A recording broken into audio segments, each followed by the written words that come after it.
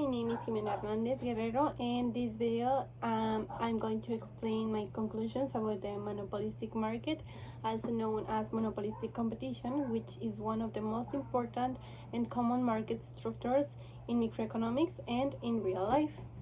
An important clarification is that a monopoly is not the same as monopolistic competition. Because the names sound similar, many people confuse them. But first, the monopoly exists when there is only one company controlling an entire market. There is no real competition. For example, one company controlling the entire water supply of a city.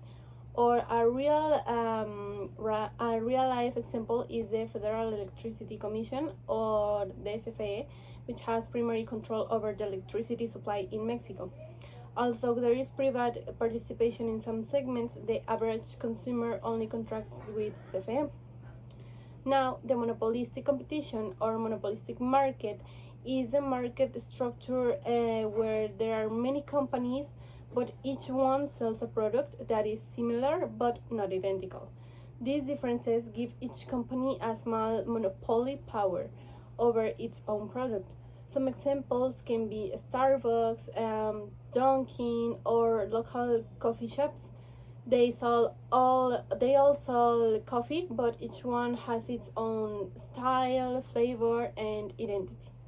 Now, some key characteristics of these markets are there are many competitors. No single company dominates the entire market. Another one is the product differentiation. Products serve the same purpose, but in different ways that can be brand, design, style, quality, flavor, presentation, or customer experience. It also has easy entry and exit. Business can enter or leave the market without major barriers.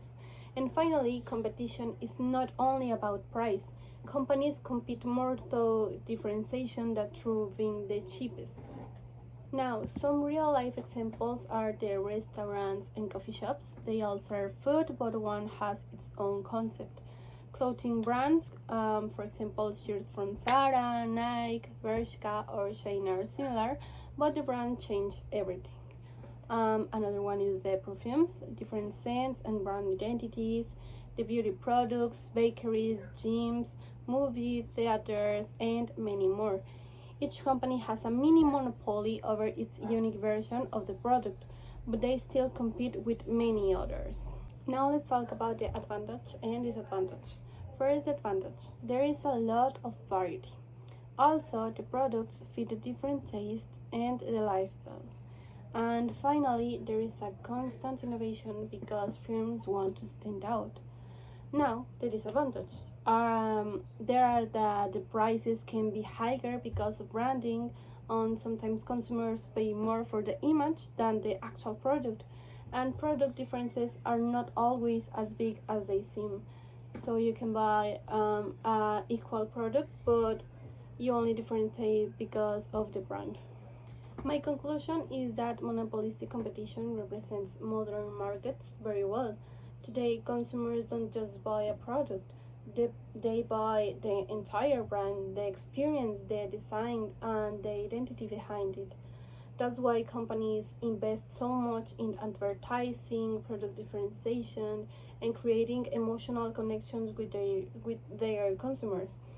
Understanding this market structure helps me analyze why people prefer some brands, why some products can be sold at higher prices, for example, iPhone, and how consumer decisions depend on many factors beyond just price.